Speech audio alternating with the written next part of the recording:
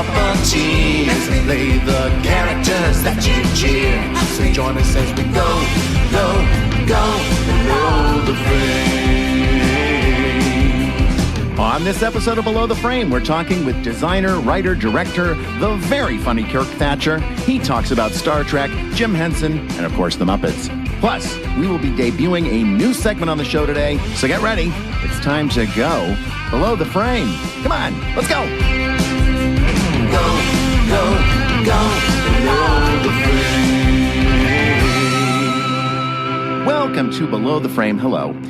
How are you? I am Matt Vogel, and it is so good to have you listening. And today, you're going to need those listening ears because we are talking to a man who has done so much in show business, not the least of which is that he has been involved with Muppets since the late 1980s. He is a veritable ball of huggable energy. Huggable, of course, when we're not in a pandemic, but it is so good to get to talk to my friend, Kirk Thatcher. He has had so many experiences that I've never heard before in this conversation, so it was a treat to talk to him. So without further ado, let's go below the frame with Kirk Thatcher. Below the frame.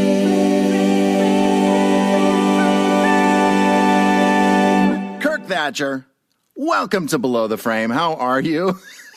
I'm very good, Matthew. No, you are drinking from a tiki. It's a Gremlins tiki cup in honor of puppetry nice. And things I worked on.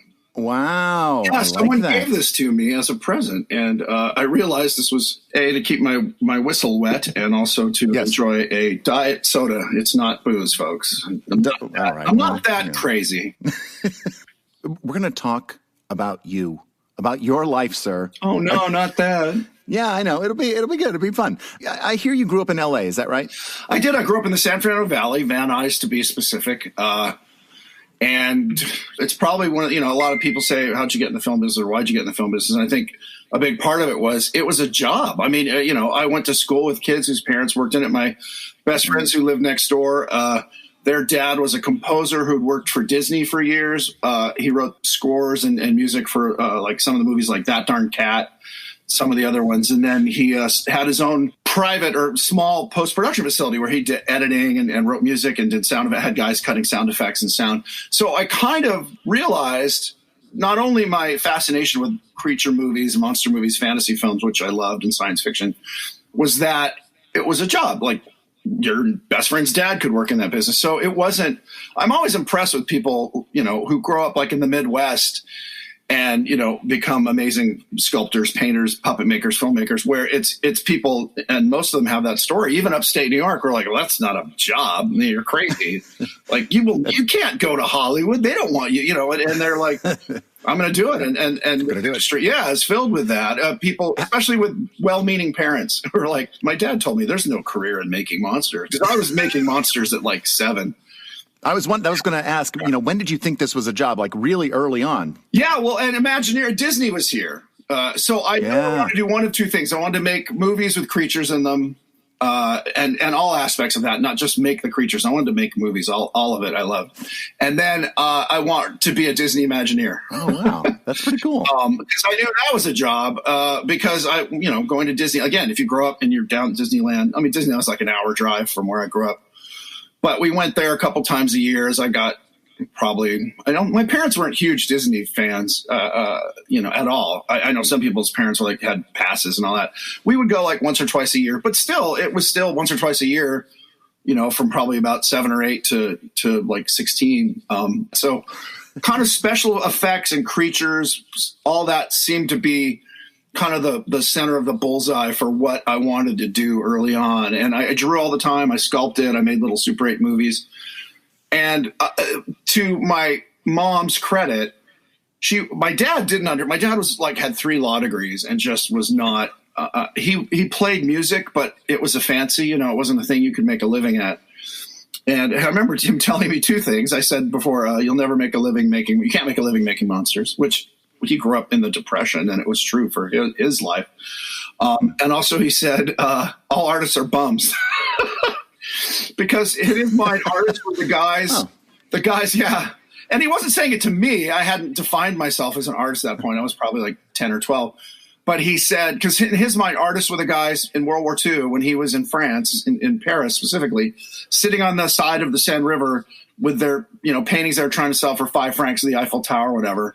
And they were in shabby clothes, little Gitana cigarettes. And he just thought, well, that's an artist. And they all look like hobos and, live this bohemian lifestyle. And so he didn't get me at all in that respect. He was very loving and supportive, but I think very much guided by my mother, who was a teacher, who wasn't artistic at all, but had taught artistic kids. In fact, she told me this story growing up, that she had taught Walt Disney's nephew, and I don't know who it was.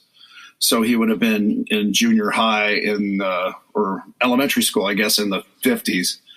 But she had taught him, and he drew all the time and doodled, and she said he was very creative, and she was impressed by that. So she knew that because I did that, I wasn't some freak of nature or something. I mean, I think, again, both of my parents my dad had grown up in L.A. and he knew actors and movie people. And what he really discouraged me from doing was being a comic or a comedian. I wanted to be a comedic actor. I know you find that hard to believe.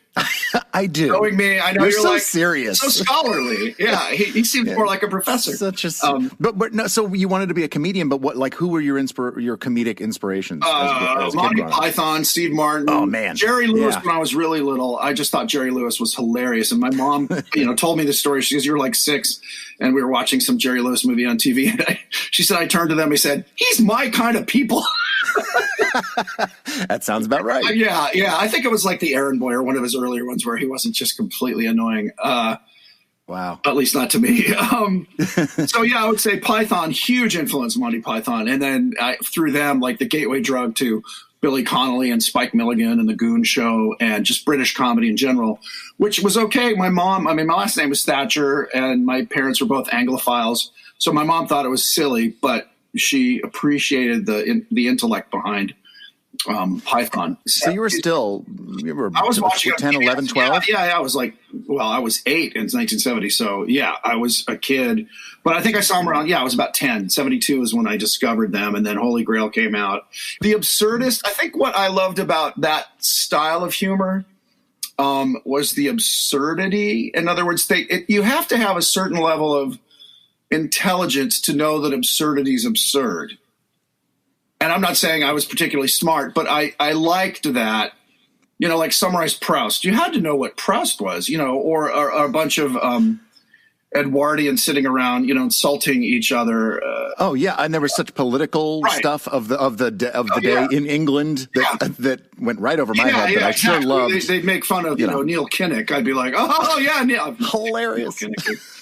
But slap him with a fish. Right. I'm on the floor. Or the silly walks. I mean, that's what I mean. They really ran. Talk about a gamut. Oh, man. From just complete silly walks to, the Philosopher's Song. I mean, and that's sort of why I love The Muppet Show, to, be a little on point. The Muppets, to me, I've always said they're Monty Python with puppets. They're characters. They're a troupe of characters that run the gamut from, the Muppets have grown much broader in the sense of telling stories with, kind of soul and meaning, which Python never did. But the Muppet Show in particular, not the Muppets and Toto, because Sesame Street obviously has a lot more heart and sweetness to it. So, that's what's kind of great about the Muppets. It's a huge playing field and you're not limited. I think society or culture in the U.S. particularly has made them kind of not childish, but have put them in the bucket of it's kids entertainment. Kid stuff. Yeah. Yeah, I know, which is what Jim never wanted. And right? Jim and I working together would talk about, that's what dinosaurs, the last thing we're working on was dinosaurs. And he said, I don't want it to be a kid's show. I want, big intimidating dinosaurs, but with sitcom tropes of, a mom, a dad. And he wanted to really, and again, being Jim, it wanted to be funny, but also have a message. And the message was dinosaur thinking leads to, it was a parody of people who are like, we can burn all the coal we want. Who cares about the environment? We're humans. We've been here for a couple million years, And in fact, everything I worked on with Jim was not kidsy. It was not, I've never felt, I love good children's entertainment, but to me, a Pixar movie is good children's entertainment. It's not a kid's movie. It's just kids safe. And I think that's when the Muppets are best, you know. That's their sweet spot. Yeah, it's that 4-quadrant, except yeah. I have a funny story. I think I've told it on some other podcast, but when we did Muppets Tonight, and it was on ABC, Jamie Tarsis took over, I think, right after we hit the air. So we'd made the show with whoever the old regime was. Jamie Tarsis took over, and her big hit was Friends on NBC. And so she called Dick Blasucci and I in as the kind of, I guess, writers. And we went in and she said, you know, okay, so you've done the first season. She watched the show. She goes, it's fun, but how can you get males 18 to 35? And we said, well, you know, we have Michelle Pfeiffer, we have Heather Locklear, we have, you know, Sandra Bullock, but, you know, they're not in bikinis. We have Pamela Henderson. Like, there you go. There's a girl in a bikini. Right. And she kind of went, okay. And we talked about guests that were going to come in the second season, if you will, the second half. And I think, you know, that was the problem is she saw it as, and they kept moving us. I think they moved us 4 or 5 times. We still won an Emmy. So, you know, but that was a show that wasn't a kid show. You know, it was essentially the Muppet Show on a TV station. And I do want to come back to that. I want to go backwards. I want to hit rewind. So too far.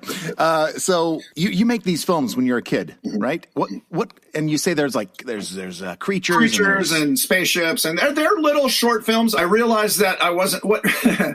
So in high school, junior high school, other friends were making movies, but I remember a buddy of mine tried to make and almost did succeed in making the Maltese Falcon with 16-year-olds. What? Yeah.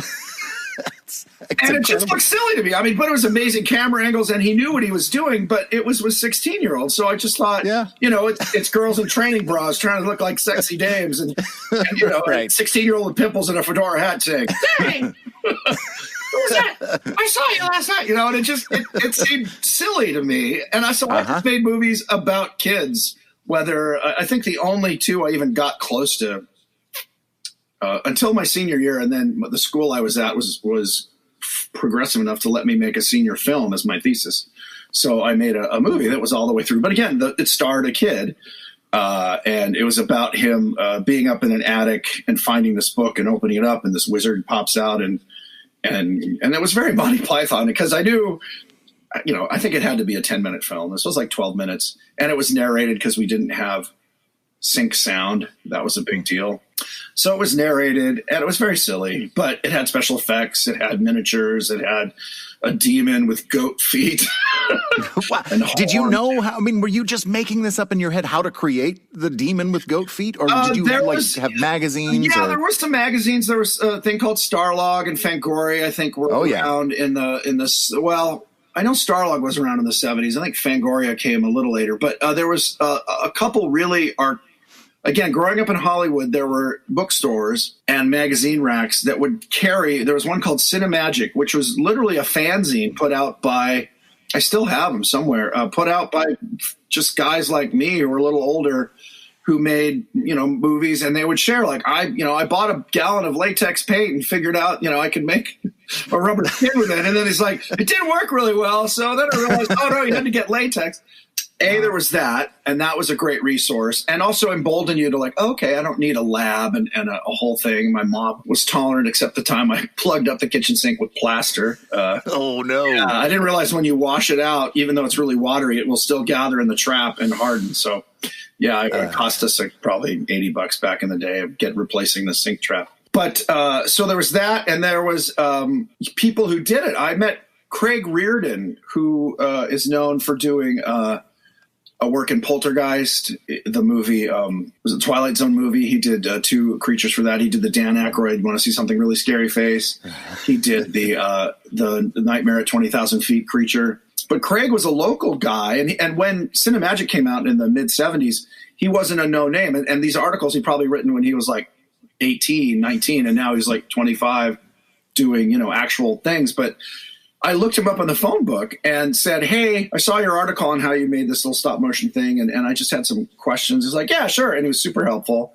And then he said, you know, you should go to John Chambers' house. I'm like, what? He's like, yeah, Johnny Chambers lives in Burbank, and he's really friendly to kids who want to learn makeup and stuff. So I had my mom drive me down to John Chambers literally and just knocked on the door, and he was in his garage lab. And he wasn't super warm and fuzzy. He wasn't mean. He was just like, yeah, kid, well, here's some, what you want to do is go to a dental supply house and they'll sell the stuff that you need. And here's some samples and here's a catalog from this place and this place. And so, there were people willing to share. There was a makeup show at Universal Studios called Land of a Thousand Faces, and guys who had read about in Famous Monsters magazine, I have to call out, was a huge influence on what we call ourselves monster kids now. Anyone who grew up in the 50s, 60s, and 70s, who read Famous Monsters, loved Harryhausen movies, King Kong, all the classic Universal stuff. Famous Monsters was our Bible. I mean, it came out every month or so. And we all have the same story. Like, I remember going to the drugstore or the supermarket or the general store and seeing if they had it. And then you just pour over it. And it was just pulpy, crap paper, black and white, and a color. These great color covers, though, by an artist named Basil Gogo, who sadly just passed away. But these amazing lurid oil paintings of skull faces and King Kong and Dracula and really, good art, like really excellent oil painting. It just happened to be of, horror movie stuff and some sci-fi. And this guy, Forrest J. Ackerman, who was a science fiction writer, lived in LA and had this crazy house up in the Hollywood Hills. And so you could go visit there. So I met people there, other guys a little older than me who had done makeup effects. I said Craig Reardon. So it was in the air. And if you were nerdy enough to look for it, you could find it. Again, if you grew up in Oshkosh or, Texas, you were, again, I'm so impressed with people who did that and then figured it out. I mean, there's a huge puppet online presence, and that goes back to, I met Phil Huber, who's a world famous marionettist. When I was a kid, I met a couple people through church, through my mom, very religiously, to use a phrase, going to church every week. And she said, I met someone who was a puppeteer. I'm like, really? And that's how I got it. That's how I met Joe Johnston at ILM at that point. But so there was a support group of like-minded,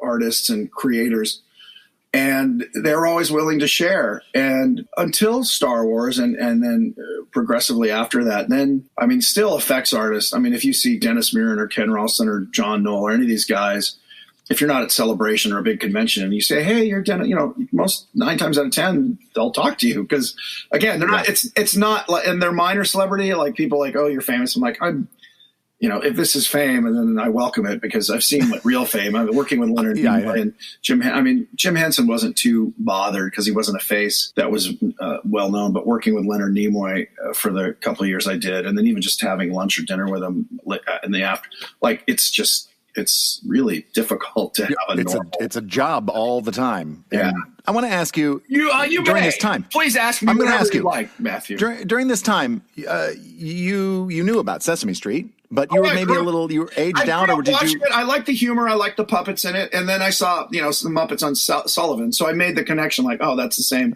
guys. But yeah, Sesame. What I loved about it was the multimedia aspect, the animation, stop motion, puppetry, and the puppets again, and all the way through Joey Mazzarino, who was running it up until recently. Like, it was adult friendly. I would say it's a kid show that's adult friendly as opposed to the other way around. It's funny, the parody stuff they were doing. Even back then, even parodying, Kermit, the on the spot reporter, which used to be a trope, that Sid Caesar would do, and the Muppets were doing, but they were talking, and just conceptually is funny. Here we're talking to the letter A, and it is. It's conceptually funny, yeah. It's in that absurd world a little bit, right? At least in the early days. Yeah, that's what I loved about it as well. And the Muppet Show would have been a little bit later on. That was like high school. It was 75. I started watching because I wanted to watch Saturday Night Live because of comedy, but then I loved The Land of Gorch, and I'm like, this is cool. And of course, they killed it after 5 episodes. And you hear that. I asked Jim about it, and he's like, oh yeah, they didn't. They were like, nobody wanted to write for us. Nobody got it. They thought it was stupid. They thought it was Sesame Street. Like, why are we dealing with these Sesame Street guys? And if you read books about SNL, and as a comedy fan, I do, the early days were brutal. It was tough. So being like, Jim was kind of a mellow beatnik, I was like, I love everybody, and I've got a neat, interesting conceptual idea. And they're, I'm sure they were like, oh boy, can't we, and you have Mr. Mike, what's his name? Mike, O'Donoghue? Mike O'Donoghue, who's like, stabs knitting needles into his eyes and screams for 10 minutes. So it was not, culturally, it was not a good fit. A little bit of a clash. Yeah, which is in some ways why you got the Muppet Show. Jim was like, this isn't working. I want to just kind of do my own thing. And, the rest is history with Lord Grey and going over to England. But, it wasn't that Jim didn't want to do stuff that was adult friendly. It's just they were too cool for school. It's like, this is lame. This is puppets. This is lame. Puppets, it's funny. I have this conversation a lot.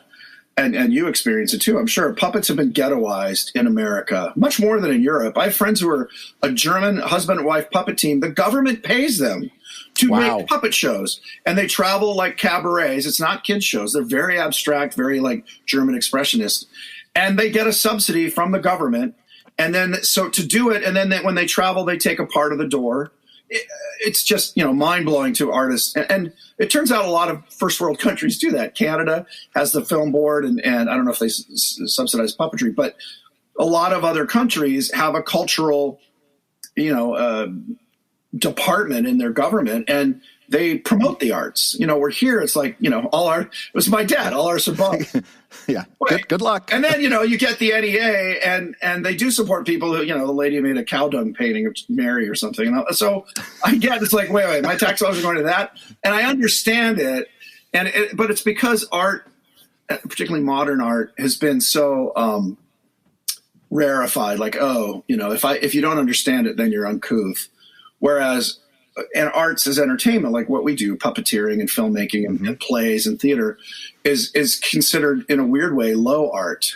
Do you think nowadays, it's just there is so much of it, and anybody can get on the internet and do their show, their podcast, their YouTube channel, whatever it is. Of entertainment, which is great, but it's also, as a friend of mine who is a computer engineer up at ILM used the phrase signal to noise ratio.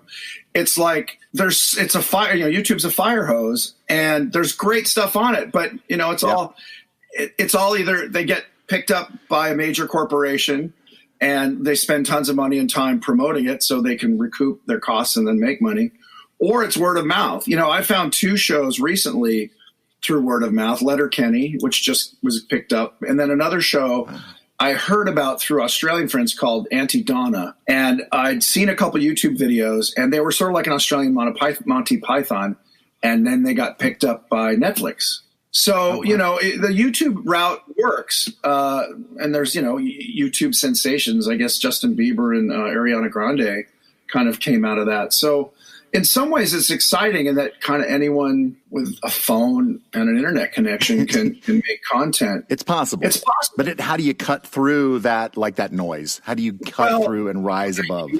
I say marry someone who has a good steady income, and you can. There you go. Because that's the hardest thing. People are like, Kirk, why don't you do your own show? I'm like, I'd love to, but how do I make money while I'm making the show? Right. And I put it on YouTube where you don't make any money until you have 3 million viewers. So, I should, if I had a time machine, I'd go, don't buy a house, save up all your money and just rent a studio space, because, but even Lucasfilm, ILM, shrinks and grows with projects, but that never surprised me. I always knew it was a gig economy. You mentioned ILM, so let's talk about that. I met Joe Johnston, just to backtrack a little bit. I met him when I was 14, 15, right when Star Wars came out. My mom came home from church, said I met this lady. Her son worked on Star Wars. Turned out it was Joe. He was very gracious, gave me a tour of ILM, which was about a mile and a half away from my house. I said I could have ridden my bike. Oh, my gosh. Yeah. So, again, just, that's just luck, dumb luck. And he was a lovely guy, and he was an amazing artist. And so he gave me a tour, and I showed him what I was doing. And he said, well, keep doing that. Learn how to draw, learn how to paint and sculpt, do all the things you're doing.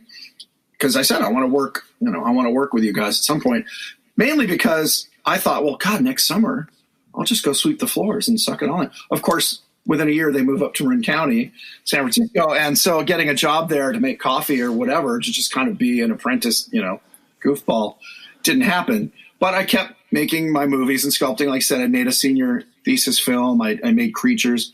So that summer after I graduated, me and some friends, my next door neighbors, whose dad was in the film business, we took a road trip to go up to San Francisco. And one of the goals was to visit the new ILM. So Joe, again, very graciously gave us a tour on a Saturday, and we got to sit in the model shop where all, the Millennium Falcon was and the Death Star. So at this point, all they had done was, Star Wars and Empire. Okay. And they were starting on this movie that they couldn't. I remember I saw stuff that I learned later was from Raiders of the Lost Ark, but I didn't know what it was. They had G.I. Joes dressed in army military stuff. They had a couple heads of people screaming. I just, you don't know what. So cool. Yeah, and they had a dragon. They had these really cool little stop motion dragon puppets, and they just said, "Oh, that's for a project we're working on," but don't say anything. You weren't supposed to see that. So I gave them this creature I'd made, this kind of fat goblin. He actually looked very much like the Troll King from the Hobbit movies, the big fat one that Barry Humphrey's voice. Oh no, so he had a big goitery. He was fat with a chin, beady eyes and a big belly and saggy boobs and little horns. He was this demon for another friend's short film we made. We almost burned down my parents' garage. Oh God! we did a fireball gag where we soaked a steel wool and cotton ball, just balls, soaked it in, I think, kerosene or alcohol, and ran it on a wire. So this demon would hurl a fireball. And super cool. Yeah, super cool. Stupid teenagers. So we lit it on fire. And my friend was like, "Oh yeah, it's not. I tested this outside and the flame only burns like this much," which was true. But of course it hit the ground and then the liquid just spilled out and created this puddle of fire. Luckily, it was a cement floor garage, and we just kind of went, shit, and opened the door. And because we had the door closed, so it would be, and we smoked it up with a smoker. Anyway, we but that's for another day. So I gave this creature to them, and it turns out they hung it on the wall of the creature shop, which at that point was just one room, and it sort of became their mascot. So 6-7 months later, so I went to UCLA for 1 quarter, which was that fall. And so around January, they'd announced that we're working on a 3rd Star Wars movie. So I immediately called my friend Joe and said, "Hey, I will come up. Look, I went to UCLA for 1 quarter. They're not going to let me touch a camera until I'm a junior. If you want to be a film major, I just want to go watch you help make a Star Wars movie." And it was funny. And this is one of those moments where you're like, somebody up there likes me. He said, "Who did you talk to?" I said, "What do you mean?" He said, "Who told you?" I said, "I don't know what you're talking about." He said, "I just put your name on a list for people they should interview because George wants a creature shop up here, not in London. He wants to be more associated with it, not control it, but have a day-to-day as opposed to back then, there wasn't even fax machines. So it's like, they'll email you some Polaroids, George, and in 10 days you'll better look at them then. Yeah. So they were building this creature shop, and I had all the commensurate skills I could mold, cast paint, mix rubber paint, cast rubber. So I got the job because I was cheap, and I would move to Marin County. Because the other thing is like, well, why didn't they hire Rick Baker or Stan Winston? Because they didn't want to move to Marin County, and George was notoriously thrifty. He was like, "I'm not going to pay you twice," and I get it. That's he didn't lack for getting people to work on it. Phil Tippett was already there, and Ken Ralston, those guys, but they hired me on as the first official creature shop hire for Return of the Jedi. Wow. Which was Revenge of the Jedi at the time. So then set up the creature shop, just mold, cast, painted pretty much every creature except Bib Fortuna, Jabba, and the Ewoks. But then I went on location and took care of Ewoks for weeks in the forests of Oregon or the forest moon of Endor. And became really good friends with, I think, about 60 little people. I'm still friends with a few of them today because they live in LA and they're in the biz. That's awesome. Yeah. It was great. And there's some fun pictures of me. Like there's a bunch of the Ewoks just in their not in costume, and I'm kneeling behind them. So I just look like I'm part of the group. And I thought they were lovely. I had such a blast with them. And then it was in the desert in Yuma for all the sand pit, Sarlacc pit stuff. I helped build the Sarlacc pit, which was a story in itself. Wow. So that was Jedi. And then I did some, because I was in the creature shop, I helped out a little bit on Poltergeist. So it was fun to see Craig Reardon again. And I was like, "You helped me when I was 14. He's like, "I remember," and then we're still friendly to this day. I worked on Star Trek II, a little bit on E.T., Star Trek II with the SETI eels for the Ghosts in Their Ears, a little bit on E.T. The timeline gets fuzzy because then I went to go work with Chris Walas on Gremlins. And Chris had shut up. He was going to co-run the creature shop on Jedi, but left to start his own company. And I'd become good friends with him, became fishing buddies, and we would go fishing and stuff while he was trying to get work. And he finally got Gremlins. So I went in and set up his mold and paint shop, started working on that, went to LA, did some puppeteering for a couple of weeks for big group scenes. I have the joke is I spent 3 days between Phoebe Cates' legs, but I had a gremlin on each hand. She was a sweetheart. I saw her like 3 years ago in New York, and she pretended to remember me. I think she remembered the crew in general, but that was fun. So then did Gremlins. So there was some puppeteering, but it wasn't. That was my experience up until I met Jim and started working with the Muppets, was what I call creature puppeteering, which is, and Gremlins was the most Muppety of any. Most of the time you're pulling a cable, working RC, or just, keeping the head alive. Like I puppeteered the dog, the Klingon dog in Star Trek 3. So that's what I'm saying. The timeline gets fuzzy because I worked on Star Trek 3, helping to mold and cast the worms that come out of Spock's coffin. And there's a picture of me in Cinefex. I think it's the only picture of me in Cinefex where I'm in this Tyvek suit because this thing was covered in slime, methocell slime. And I'm puppeteering this worm as Christopher Lloyd is strangling it. There's me and 2 other people. It's not me alone. But anyway, so I was puppeteering then. And then I don't care about those other people, Kirk. Yeah. We're talking to you, and I want to hear your slimy worm story. Well, and then it gets better. So the dog, the lizard dog that was in Krug's, in the Bird of Prey command center next to his chair, that was my arm was under the chair. You wouldn't understand, Matt, because you guys are. Yeah, I have no idea what you're talking about. Puppeteers are treated like royalty at the Muppets. But I was stuck under a chair. They cut a hole in the side, so my right arm went outside this hole, and they had to put the dog on me. So I'm going to back up a little bit. So I'm cramped under looking at a monitor and just basically keeping him alive, panting. And, if there's an explosion, I'd, look up and just kind of do that, which was fun because here I'm on the set working with Leonard Nimoy. I think I said he said 3 words to me about like, move your hand or something. We weren't at all acquaintances that. I was just part of the crew, but he was nice. So then I storyboarded it, and I designed the creatures for a movie called Cat's Eye, but Carlo Rambaldi was going to build it, so he didn't want to use my designs, but the director hired me because I got along with him. I get along with people, it turns out. I was learning about directing by working with the director directly, storyboarding, and then I went back to UCLA. So I did rock videos for about 9 months with David Fincher. We did, I think, 4 or 5 Rick Springfield ones. The most notable that has creatures in it, not necessarily puppets, was a Rick Springfield one called Bop to You Drop. I know that song. Yeah. Yep. There's an alien lizard king. That was me in that suit. There's a whole story about that. And there's some weird kind of bald Frankenstein-y things with no face, just rotting teeth that I designed. And then Tony McVeigh, who I knew who sculpted on Dark Crystal and worked on Jedi, sculpted. Yeah, I know. It's just, and again, this is all from 1981 to 1985 or 84. So did the videos with Fincher, did a couple Motels videos, came back to LA to study computer graphics in the UCLA animation department because they now had a small burgeoning computer graphics department because working at ILM, particularly on something like Star Trek 2 and a little bit in 3, the Genesis thing, I realized, special computers are going to really change the face of special effects. That was so prophetic. It really was. So I said, I'm going to go back and learn. Well, again, my frustration was you're working with like Ataris or very, very simple computers where you're like, you spend like 3 months making a ball go boop. I was like, it's cool, but I was spoiled because, they let me play with the supercomputer art stuff they were doing at ILM, going and they wanted artists to use it to see how it was as an interface, the GUI as we call it.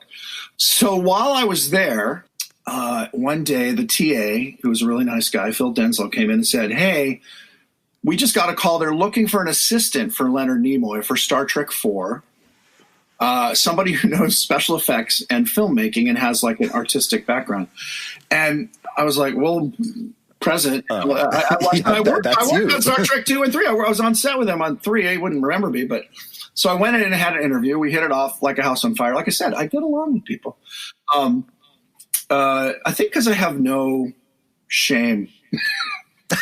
I don't know. That's cool. I think my mom was an enthusiast, and I was raised. Enthusiasm is a natural state, and I'm always shocked when I meet people who are introverts. And I'll say, yeah, this, especially people giving a tour to like the Creature Shop or just they've come to visit a Muppet set. I'm like, oh, this is, and they're kind of like, oh, cool. I'm like, oh my God, if that were me, I'd be like, that's so cool, you guys. So it is funny. I've learned to be like, oh, they're not jerks. It's just inside. Yeah. I had people tell me, oh my God, I was, this close to like becoming incontinent, but I didn't want to embarrass myself. I'm like, it's weird. So some people think showing your true inner feelings is embarrassing, where for me it's like, why wouldn't you? And again, that's part of who you are. I credit my mom with that, because my dad was not an enthusiast. He was just very stern, or not stern. He wasn't angry. He was just he was a lawyer. And he had that very thoughtful. Mm-hmm. He had a vocabulary like a scientist. He was a really smart man.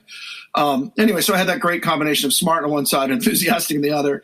So I'd get enthusiastic about smart things. Anyway, we hit it off and had a great time. I mean, Star Trek 4, I remember the interview, we had lunch, and he asked me, he said, what have you done? I said, well, I've done these videos. I worked on pretty much what I just spent the last, 45 minutes telling you. And I showed him the rock videos I'd done with David Fincher. I brought a VHS tape and I had pictures. And I said, well, I did this and this as production designer. And he said, and he asked me like, well, like, are you a fan of Star Trek? I said, yeah, I grew up. I loved it as a kid. I bought some of the novels. I wrote a letter to David Gerald when I was like 13, because he wrote The Trouble with Tribbles, for you guys who don't know. But had a knowledge of Star Trek, knew, and I just left ILM within a year. So he said he'd been frustrated with the special effects portion particularly, and some degree the art department on Star Trek 3, his first directing job. And so he said, I want someone on my team that I trust who will not lie to me because it's better for production. And so I was literally genetically engineered for that job, because I knew everyone at ILM. I knew where the skeletons were and who was like, it's like, oh, they're hiring him. Yeah, he's never done that before. They've promoted him. He's a good guy, and that happened with a couple people. But then like the art, everybody I knew, was friends with. Christmas card friends with. But Leonard and I hit it off. He gave me so much responsibility. Again, I think I was 23. We're going to hit pause on my talk with Kirk Thatcher for a minute because... Come in. Father, may I come in? It's me, your oldest, Jack. Yeah, buddy, come in. What's up? I don't know. I'm feeling a bit melancholy today. I think the only thing that might cheer me up is... A fake ad? Father, no. Today, I think the only way to turn my frown upside down would be to hear about some poor puppeteer getting hurt in the line of duty. Oh. Okay, I know what you mean, Jack, and I think it can help. So join me, won't you? Because it's time for the Injury Corner. Oh, just give me a minute. Just give me a second. Sorry, I'm just okay. Oh, I have to stand up. Okay. Let me just go for a minute. On this installment of Injury Corner, we're talking with Alice Deneen. Have you been injured while on duty as a performer? I have. What happened? I was right-handing for Bobo on Muppets from Space. Okay. And Bobo is enormous. Oh, yeah. And you have to kind of get in and under there along with him. And he's so big that he has these flexible plastic bars that go from basically a belt on Bill's waist up into Bobo, and they help take some of the weight. And when you're right-handing for him, you're right up in there behind and hiding and down there. And one of those snapped. Oh, the one on the right, because he's flexing that thing around and moving it, and it's under a lot of stress, and it just broke, and it just slapped me across the face. It was like one of those things where it just was like this plastic rod just slap right, and it was so hard that I literally saw stars. It was one of those times when you just think, what just happened? Like, it's so fast that you don't understand what just happened. And I thought, what did Bill just do to me? Did it leave a mark or anything? It left a red line for the rest of the day, but it didn't cause any. There was no blood. Lasting there was damage. No permanent. There was no lasting damage. But it was such a short, sharp blow that like you just. It's one of those things where you don't understand what happens, and your feelings are hurt. You're like, wait a minute. Well, I was doing my job here. I was just doing what you said to do. There have been times, though. Actually, this is an important public service announcement. If you're asked to do something dangerous on a puppet set, don't do it. It's okay to say no, young puppeteers. But what would be dangerous? What do you think? I mean, what's dangerous? I was asked very politely, okay, here's where you're going to be set up. Will you lie down on the floor right here next to this elephant? Yeah, okay, now elephant. I get it. A real elephant. a real elephant and lying down where you say with the puppet on and looking at a monitor in the other direction. Yeah. Like, no. Yeah, or like here. That thing just needs to shift its weight, and I'm... Yeah, and then you're done. You're done for. But you don't want to get hurt. Right. No, you don't. Like, or we're going to put you in this styrofoam box with just one hole in it to reach up through and do this puppet, and then all around you we're going to light candles. Like, no. Wait, did somebody ask that they would do that to you? Yeah. Wow. Okay. Well, that's you're right. That's a good PSA. It's a good. That's my PSA. That should be a rider along with Injury Corner. And also, it's like, don't do it. It's okay. Yeah. So you've got actually, Jim Martin taught me that it's okay to say no. It's okay to say no if you think something's dangerous. That's good. Really early in my career. That's good. Yeah, it's okay to say no, and don't write handbill as Bobo. Flap. So how do you feel, Jack? Lighter than air, happy as a mongoose. Life is such a sweet, sweet thing. The injuries of puppeteers are my life's nectar. That is kind of weird, Jack. That may be, but at least I didn't have to hear a fake ad. Goodbye, Father.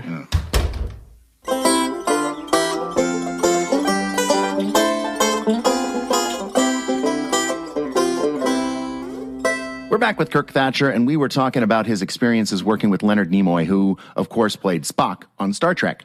And Leonard said, I want to make you, I wanted to make you associate director, but the DGA won't allow that. So are you okay with associate producer? I'm like, dude, you could call me Skippy the Peanut Butter Boy. I don't care what the title is. I mean, thank you so much, but that's great. And I just, I got to do so much stuff on that. I got to play the punk, got to write and sing the song, I wrote dialogue in the movie because they're like, you have a head for that techie nerdy stuff. Do you want to run a bunch of, so I wrote all the stuff that the extras and the actors in the background are saying on Earth when the water's crashing in and the planet's being inundated. And they're going some levels at 38%. I had a whole story about New Atlantis, which was an undersea city. Oh my God. Yeah. And so that's what they're saying. And Michael Berryman is saying a lot of the junk. He's the alien with kind of the pointy head and the ears who looks really creepy and is there. So he said a lot of the dialogue I wrote. I wrote Vulcan work dialogue for the guys in the background when the bird of prey, when they're loading stuff and you hear Vulcans in the background going like, you here, whatever they're saying. And I said, I told Leonard, it's a cross between Welsh and Hebrew. He said, yeah, perfect. I read it to him. He goes, yeah, don't say that word, but the rest sounds good. Because there wasn't the Klingon dictionary then, or a Vulcan one. I don't think there is now. I got to be the voice of the computer. I wrote all the questions that the computer asks him. Who said logic is the cement of our civilization? First we sent the chaos using reason our guide. Correct. So I wrote them, and then I recorded them to shoot for when they were shooting, because Leonard said I have to respond. I can't just sit there and pretend to hear these questions. So we recorded and sped it up, and we used that. And then when it came time to, the sound guy said, what do you want to do for that? Do you want to cast somebody? He's like, just use that. Make it sound more computery. So they used my voice. I don't get credit so Ralph Winter said, look, we're not going to give you credit for that. You have to join SAG because of the song, because of I Hate You, the song that Punk was. So if you're a singer on a song and they use it in a movie, you have to join the Screen Actors Guild. Okay. Yeah. And so what's funny is I got to be a member of SAG because of that, not because the actual thing where they used my dialogue that I wrote and recorded. That's confusing. Anyway, Hollywood's a weird place. Hollywood's a weird, magical place. So Star Trek was great. How amazing that you got to work on this film with Leonard Nimoy, and he clearly trusted you. Yeah, and all my friends at ILM, where I come back, I leave as a goofy, mold-making creature guy. I come back as associate producer. It's and well, here's what's funny. The guy who was parking cars on Raiders of the Lost Ark, Ian Bryce, ended up being associate producer on Jedi, and I think 4 years later was producing with Kathy and Frank Marshall. So it is a business and less so now because it's just kind of more, I would say, focused and people realize, but you could go from making Xeroxes and getting coffee to being an associate producer in 2 movies. And it's all about trust. I mean, that's producing in and of itself, or the production, 95% of it is covering your behind, making sure things don't fall through the cracks, and being responsible. So if someone says, go make 6 copies, you make 8 copies because you know someone's going to lose it. And so oh, yeah, I'm sorry. Whereas especially the director will lose it because he's always, I speak from experience. Putting it down here, putting it down there. It happens. In the bathroom, whatever. And so it's just kind of going, all right, I'm going to do 110%. And then people go, oh, that guy's great. So I trust him. So yeah, bump him up the ladder. And then if you're an intelligent person who absorbs this stuff, you kind of go, oh, okay, I see what you do and you do. So again, I said my career I started like on the biggest movie being made at the time, which was, the largest budget movie. And now I do little TV specials. Right. So, but you know what? It's an ebb and flow. Yeah, it was good training. Either way to see, like it's always easier to go big to small than small to big. Like if you worked on an 8-person crew and someone goes, okay, now here's a 150-person crew. So Star Trek was great. Leonard was we were friends until the end. We were emailing, I think, a week before he passed away. And it was a great loss. And then I went from that to Jim Henson. Well, how did you do that? Well, again, it's like, being a garrulous, friendly person. When we were doing Star Trek 4, the producers had looked at using other facilities aside from ILM. So they didn't feel like they were held over a barrel. Like, oh, you weren't, of course you're going to use ILM, so we're going to charge you where we charge. And it was a way to keep the budget down. So he had looked at other facilities, and one place was called Robert Abel and Associates, which had become Omnibus Abel, which had a huge computer to graphics division. You're going to love this. So I met this gal who was like their headhunter. She would go out and try and get jobs, and her name was BJ Rack. Lovely blonde lady, great sense of humor. We hit it off because she came and interviewed to talk about Omnibus Able, gave us a tour. Guess who her ex-husband was? Not Jim Henson. I don't know. Bill Frawley, the guy who directed the first Muppet movie. Oh. Yeah. She had like 2 or 3 kids with him. They were separated. So she and I would go out and have drinks and have lunch. And she would bring me to these things to kind of be her fantastic production designer. We just have fun. So we became friends. And I was developing my own shows at this point with puppets and some special, creatures and stuff like I do. And so I showed her these creatures and gave her the pitch. And she said, who would love this is Jim Henson. I said, well, Jim Henson? She said, yeah, my husband was Jim Frawley, directed the first Muppet movie. We're friends. She said, I'll put you in touch with him. So she did. So I met Jim. It sounds like I think it was summer of 86 or summer of 87, sometime around there. And I think it was 86. So I met him. He came out to LA for meetings and stuff, and he had just done Labyrinth, and it had not done well, and he was slightly demoralized. I learned later. I couldn't tell from my meeting with him. We had lunch, and he was at the Bel Air Hotel, and then we went back to his bungalow, and I showed him a bunch of drawings and stuff I'd done, and I pitched him the show, and again, got along great. We had very similar childhoods in that he was raised in Christian Science, as was I. So that was kind of, it's not a crazy cult, or some people think it is, but it's just a way of thinking. And so he and I kind of looked at the world in a similar way. And, I said, look, man, I grew up with Sesame Street, and I love the Muppets, and I love the Land of Gorch. I think he was surprised. And I asked him, because it aired once, the Santa Claus switch. That hit me between, like, I love that so much. I'm like, you made this thing with Art Carney. He goes, oh, the Santa Claus switch. I said, I love that. He's like, well, that's where Gonzo came from. I'm like, okay, cool, and so I think that might have helped that I knew some deep cuts back then when, you couldn't Google it or watch it. Yeah. So long story short, he said, I'd like, he called me. It was funny. My mom answered the phone about 3 weeks later, and she was like, oh, this is Jim Henson. There's Kirk Thatcher there. And so my mom went, I'm sorry, who is this? She said, oh, it's Jim Henson. And she went, oh, okay, Jim Henson. She thought it was one of my friends because we call each other like Yoda or whatever. So she goes, honey, it's Jim Henson on the phone. I was like, wait, seriously? She's like, I don't think so. But that's probably not. She has the phone. It was like, hello. I was like, oh, hey, Kirk. I was like, so it was Jim. And he wanted to hire me to work on this project that he was developing as a concept artist. So I did.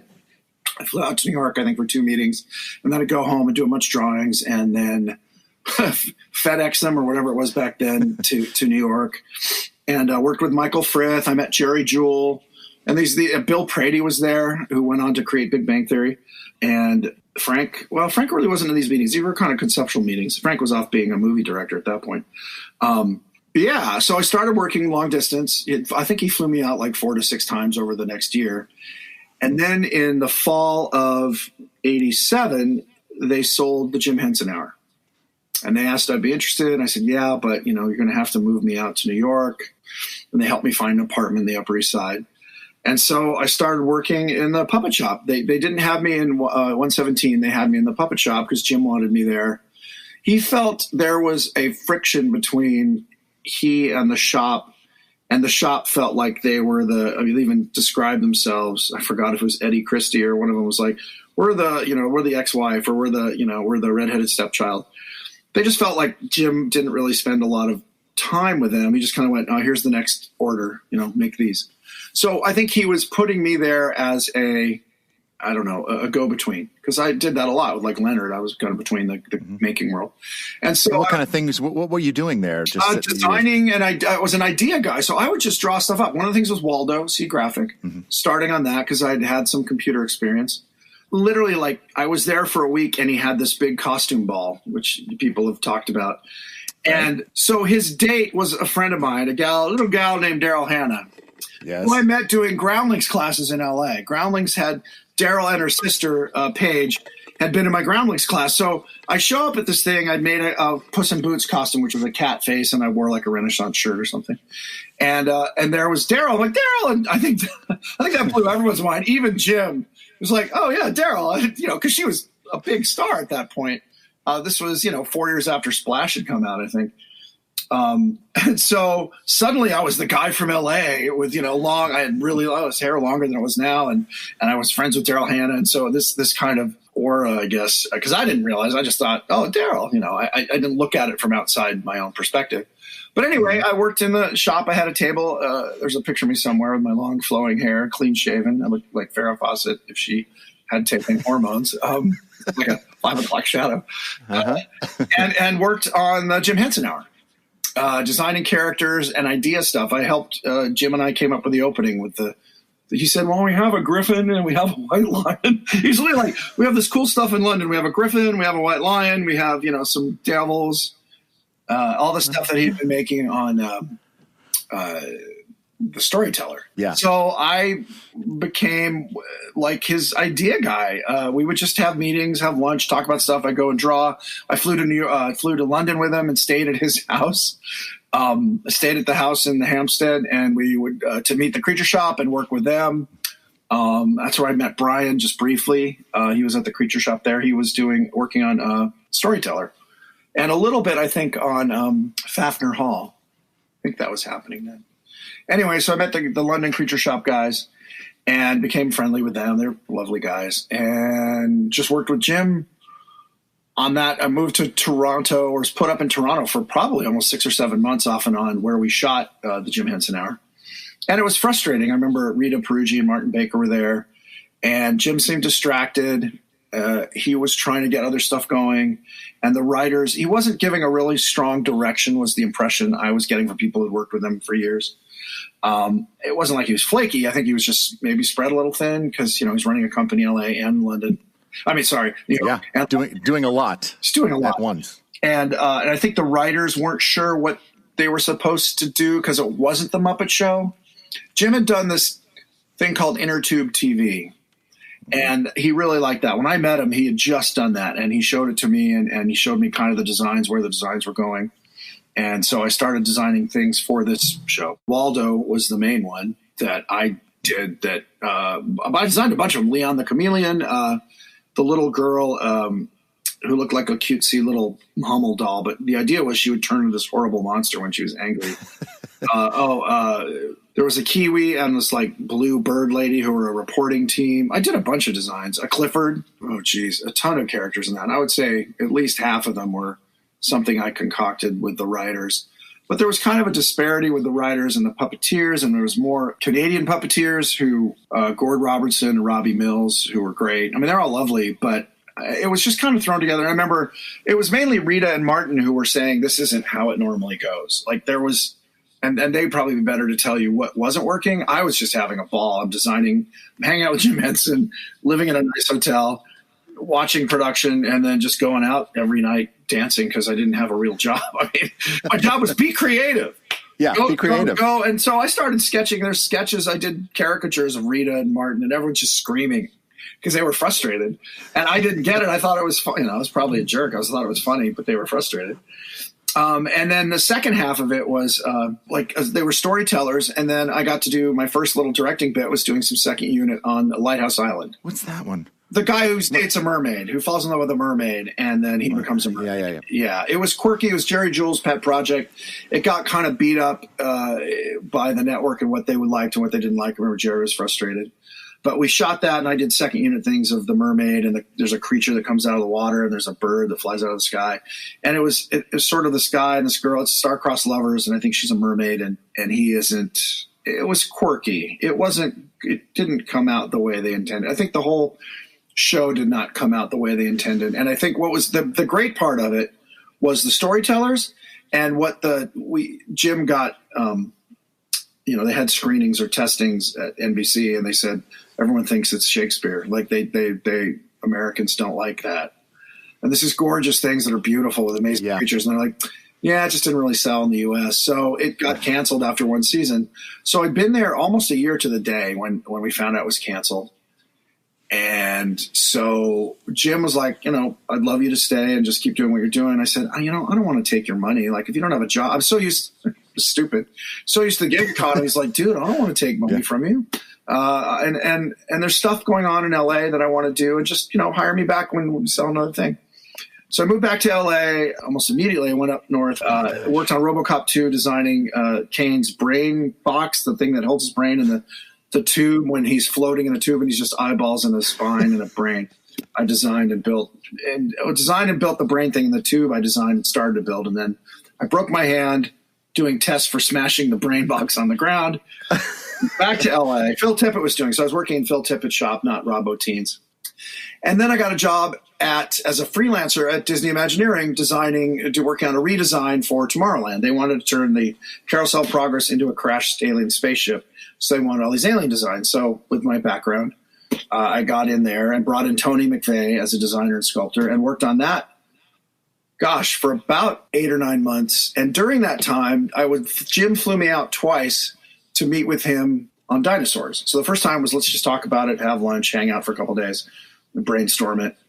So we did. And then I went back home, did a bunch of drawings, flew out again. So this was like May, where this is heading, of 1990. Had a meeting with him on a Friday and kind of went through the drawings, and I like this, move this, with this fun. And we just spitball ideas. So that was great. Had lunch with him, hung out a little bit just to shoot the breeze, find out about life, what's going on. Well, the Disney deal was happening. So, in fact, at Imagineering, I'd done some consulting on Muppet rides because I was the local Muppet guy and I'd worked with them and knew him. So I did some just basically, hey, what do you think of this? So he was very busy with that. So that's probably the other thing we talked about now that I think about it. Decided to stay the week because I was done on Friday. Decided to stay the weekend, just pay for the hotel room so I could see friends because I just moved from New York a year earlier. Flew home on Monday, so the New York-LA time thing, I got home Monday night. And I think Tuesday morning, Kevin Clash called me. Yeah, it was Tuesday morning at like 6 in the morning LA time. I pick up the phone, not expecting, a phone call, and that early. And it's Kevin. He's like, hey, Kirk. I was like, hey, Kevin, what's up? He's like, are you sitting down? I was like, yeah, well, I'm laying down in bed. It's like, Jim died last night. And, suddenly your tone goes, wait, what? I thought he'd been in a car accident. I said, what? I just saw him on Friday. He said, we don't know. It's this thing. They said it's some kind of pneumonia. So I literally my suitcase barely was unpacked. I just threw everything back in, booked a plane back when you could book a plane and walk onto it, and flew back to New York and was there for about 10 days staying with David Kissinger, Alex's boyfriend at the time, and just was involved in all the ceremonies, and just kind of everyone had to come together. Like there was no plan. It was just we all had to, people from London, we were all just there, So that was surreal. It was kind of amazing, and it was such an outpouring of, the way Jim ran the company was you worked with him, and I've said this and other people have. You never worked for him. So it was like a family reunion that you never wanted to go to for that, or at least for that reason. But it was amazing, just the love and the support, and everyone just kind of connecting all around this guy and some of them hadn't worked with him since like the early 70s. There were people there who hadn't worked with him for 20 years, but writers from the Muppet Show in England were there. I met a bunch of people I'd heard about and never met. And so it was amazing and awful. It was just that kind of all emotions running at once. So you can't say it was sad. Obviously it was sad, but it was also amazing and great. And, and we all pulled together and put together this memorial service in 5 days. And it was horrible and wonderful. And then we sold dinosaurs and then go back to LA, and the Disney deal was still going at that point, and ABC was part of Disney. And so we went in and pitched dinosaurs. I'd done they brought in 2 writers, Bob Young and Michael Jacobs. And they worked with Alex Rockwell. Now he was Jim's assistant and kind of development person. And we banged out the idea for the show. They started writing and I started designing. So I did a bunch of, I think, 8 or 9 full color renderings, and we went and pitched it. And I think by that early summer, June maybe, we sold it. We walked in the room with Martin and Brian and Michael and in Alex. I think there was 10 of us, and we did this whole dog and pony show. Michael pitched the show, and I held up the drawings, and we talked about how Brian was like, "Here's how we do it using the Teenage Ninja technology." And they bought it in the room. They went, "Okay, great, we want to do this." And we're like. They bought it in the room. And now you've done a lot of pitches. After the fact. How many pitches have you done where they bought it in the room? Oh, that's like saying I won the first lottery ticket I bought. I won. It never happened. I know. It's such a unicorn that there's stories of it. Everyone has their, I sold it in the room. But this thing was, we sold a thing that we had never done. And by we, I mean the company. They'd done Ninja Turtles, but that was a movie shoot where you could be down for half a day. And so these things had to work. So I remember Martin Baker and I were walking out, and I look at him, I'm like, "Oh my God, we actually have to do this." We're all kind of like, "Hey," it was terrifying, and we're still reeling from Jim passing. So I went to London. They just said, "Okay, you're going to be in London for 6 weeks," and I went through the sculpts and starting the fabrication, and just was the designer, off the designs, and worked with the guys there who I'd known, not as well as I got to know them. Did the dinosaurs, got them all shipped up, came back to LA. And then Michael Jacobs said, "You should be a writer on the show. You have great ideas." Because I'd been an idea guy, and I'd written stuff, but never for someone else, just my own. I'd written lots of outlines for movie ideas. So they made me a writer. So I joined the WGA and got my Writers Guild card and became a co-producer on it. I think my title was, and wrote a bunch of stories. I co-wrote 2 or 3 with my friends Tim Doyle and Andy Goodman. And then what was great was, in a way, the last episode was my episode, but I didn't pitch it as the last episode. The idea was, and this is in the real world, when you destroy a habitat, if it's a breeding ground for any kind of species, whether it's an insect or a mammal, you can pretty much create genocide. They don't have a place to breed, and that's where their brains are. And so it's not like they couldn't go breed somewhere else, but they don't, because that's how they've been programmed for a million years. This is where they are. So the idea was these bunch beetles came, there were these 2 drunk Shriners, all right, we're at a party, and no one else showed up, and they didn't know what happened. So they're these 2 idiot bachelors who were ready to breed. And then a few days later, this basically kudzu plant started taking over. And it turned out, the beetles ate the plant. So when the beetles aren't there, the plant. So then they go, we have to fumigate the plant. And so they do whatever they do with toxic stuff, which then, and it just keeps snowballing. And so while I pitched that story, it came out that we were going to be canceled. And so the way the writers would work is you would pitch your story, and then the whole room would attack it and tear it apart and rebuild it. And so they said, well, why don't we make this Earl, and trying to fix it, it escalates to basically making a type of nuclear winter. And so that's where it went. So I used to joke, I got to create them, so I got to kill them. But they don't die. You could do a reboot, because people are all these people now who are in their mid-30s, oh my God, that was so traumatic. That totally killed me as a kid. What? And I said, well, we didn't show them dying. They just said, hey, we've been around for millions of years. What could possibly go wrong? But it did exactly what it was intended when Jim was brainstorming it. It taught a lesson, that show was kind of heavy-handed sometimes, in a fun way, but about elder abuse and drug usage and politics. I remember we did a 2-part special called Nuts to War, and WAR stands for We Are Right. And so it's such a great, Steve. Well, what's great is that it's on Disney Plus now. Yes, it's on Disney Plus. And what's even sadder, what's great is that's great. Sad part is all those stories are still, most of them are so relevant. Still relevant. In fact, some of them even more relevant, in the last 20, since the show went off the air, some of them become, more relevant. Much more prescient. We did a sexual harassment thing. What's sexual harassment? What's sexual harassment? So it's funny. So at that point in my life as a writer, I was not interested in teaching a valuable lesson or even doing a social commentary. I wanted to have fun with what it's like to be a dinosaur. And so my first episode was called When Food Goes Bad, which I wrote with Tim Doyle. And the joke was there's living food in the refrigerator. Like, how is that not a story? So the food, the joke is the food is revolting. I know, if you knew how to cook, it'd be better. And so that's the stuff I like kind of, and it's funny. So that first year, I kept saying, why do we have to do a story about politics or social? Why can't we just do a show about nothing? We've got dinosaurs with living things in the fridge. Does it have to be just like a day in the life? Like I kept pitching, let's do a show about nothing, like the little details. No, that'll never work. Like a year later, Seinfeld came out. The show about nothing. About Jerry, I'm telling you, this sandwich is different. And that was literally the show about nothing. Yeah, they did a great show about nothing. And as I matured as a writer, I understood that if you've got to do a show about nothing, it has to be about the minutia that everyone can relate to. I still think we could have done it with dinosaurs, but I think it's, as they sometimes say, a hat on a hat. So I still posit that it was possible. And I did like how they created Halloween, Little Boy Boo, potty training with Annie Goodman, which was really funny. So I focused on just the absurdity of dinosaurs living a sitcom lifestyle. And I think if you're in a writer's room and you have a bunch of writers in there, and everybody has their own what's in their wheelhouse, what they're really good at. And I wasn't browbeat for that. I just think that the majority of them were much more politically minded than I'm much more that way now after the last few years of where the country was going. And I actually it's not that I wasn't aware of it. I just thought, well, who cares what I think? I still don't think people care what I think, and they shouldn't. But I got more political in my opinions. I still probably would write a show about nothing because, again, I think if you're doing a show with talking animals, maybe it's not the best way to convince somebody. Well, maybe it is. Who knows? Well, that's the great thing about puppets, which you obviously know well, is that you can use them as a metaphor, just like you can in animation. But the physicality of puppets brings a certain relatability, I think, as long as you're not trying to make them look human. That's deadly. That uncanny valley thing. But so that was dinosaurs. So I was on that for 3.5 years. And not long after that, it's Muppet Tonight.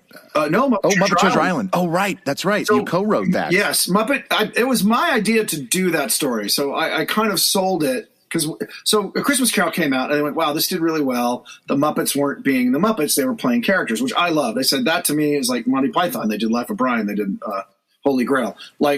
So we started saying, yes, Christmas Carol was well received. What else could we do? So I remember the two big contenders were King Arthur's story and I said, let's do a pirate movie, a big swashbuckling pirate thing. And so the only one that everyone knew that was public domain, obviously, was Treasure Island.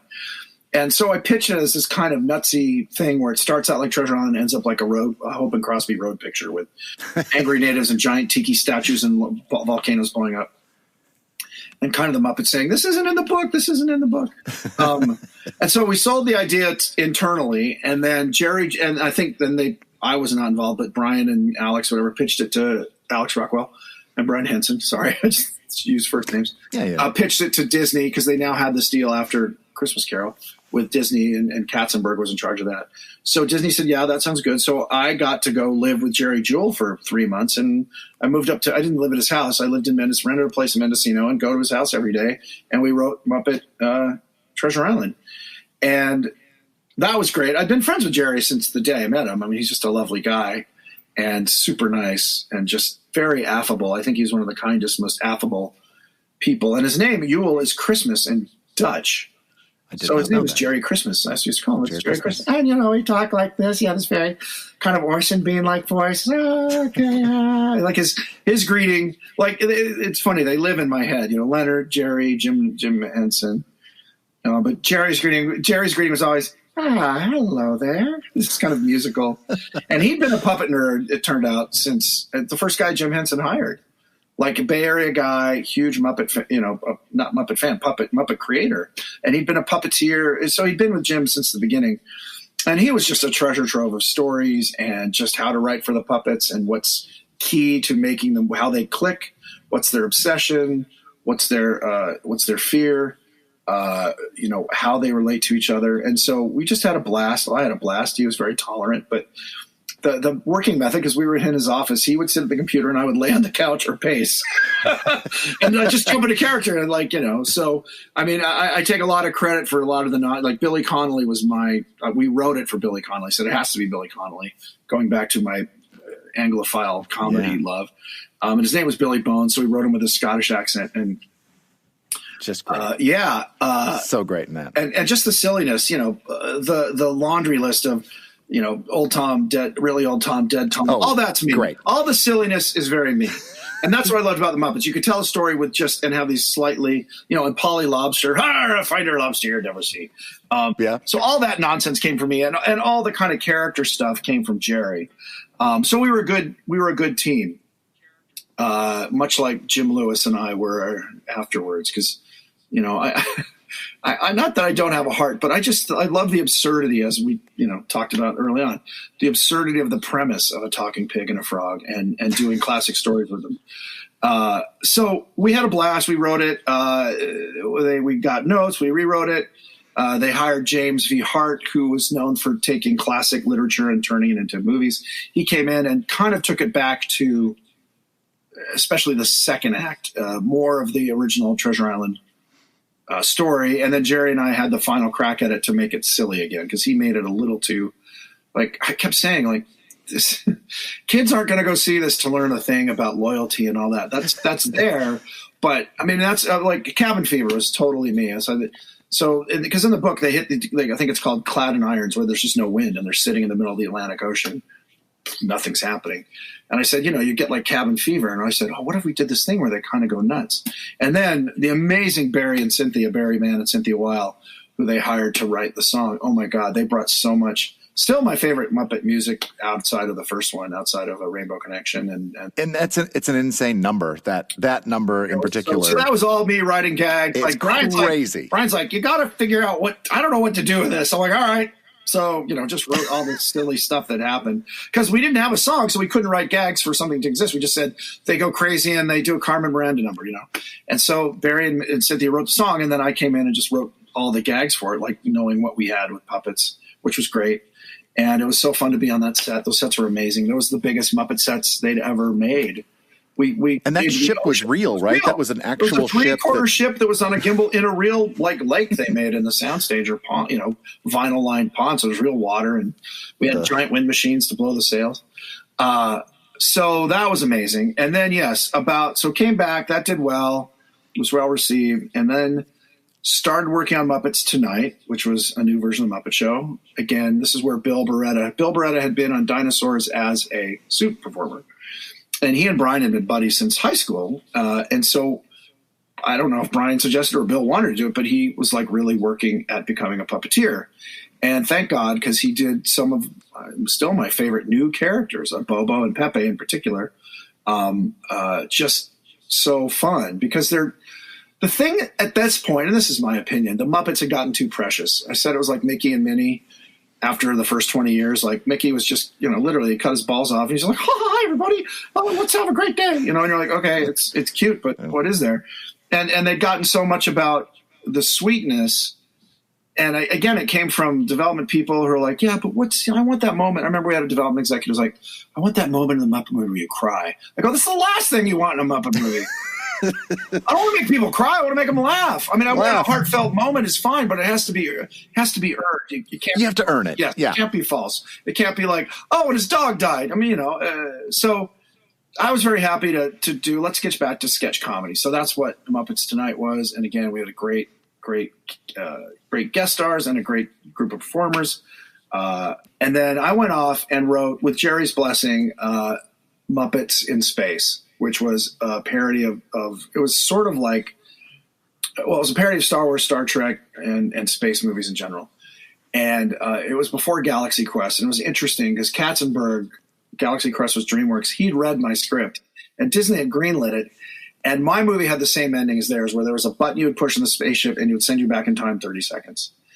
And that showed up in Galaxy Quest how many years later. I was so angry because he stole my idea. Anyway, So I wrote that, and Disney was going to make it, and then Muppets sold to Sony, not sold, but they changed their deal from distribution deal from Disney to Sony, and Sony wanted to make Jerry's Muppets.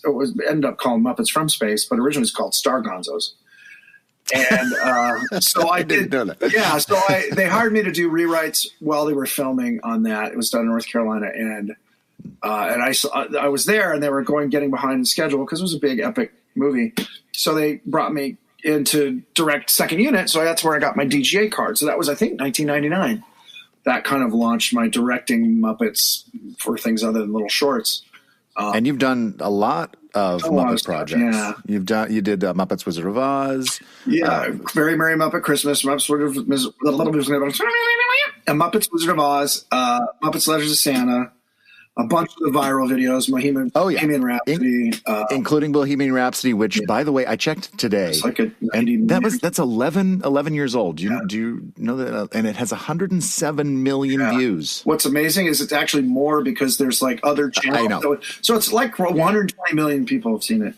And I'm so glad I get $1 for every time. I know. Isn't that great? You got like 48. Oh, yeah. Yeah. So sure. We just do this for fun, folks. We're multi hundredaires. More in a minute with Kirk Thatcher, but first, we're going to ask a puppeteer about not puppets. Ask a puppeteer about not puppets.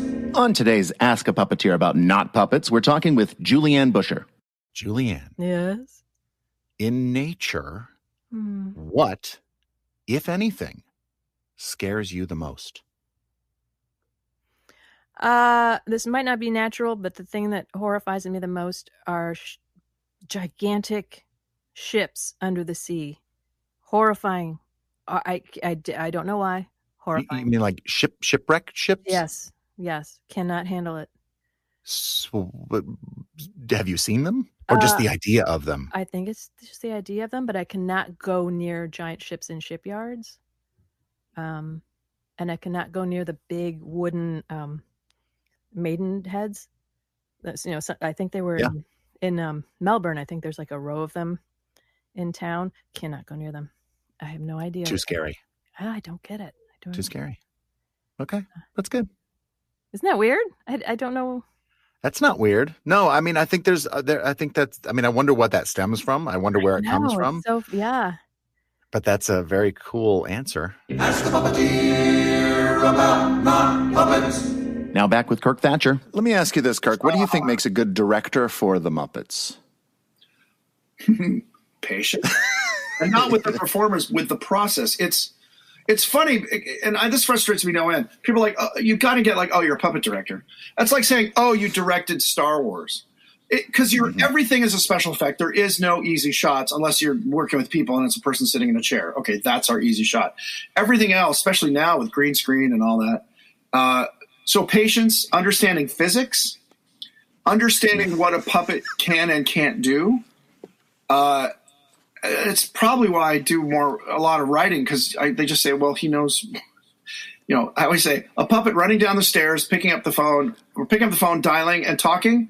A person, that's a single setup. So puppets, that's probably 5 cuts, and a special set and all that, and a special phone, and so I think A, patience with the process. B, and maybe this is more important, understanding what, like I said, a puppeteer can do. I was on a crazy show in Iceland called Lazy Town they brought me in to do the pilot episode and the first episode, and they wanted me to keep me for like 15 episodes, but it was insane. And one of the biggest problems was their DP, ultimately was fired after I left because I kept saying, he's your problem. He kept saying, if you could just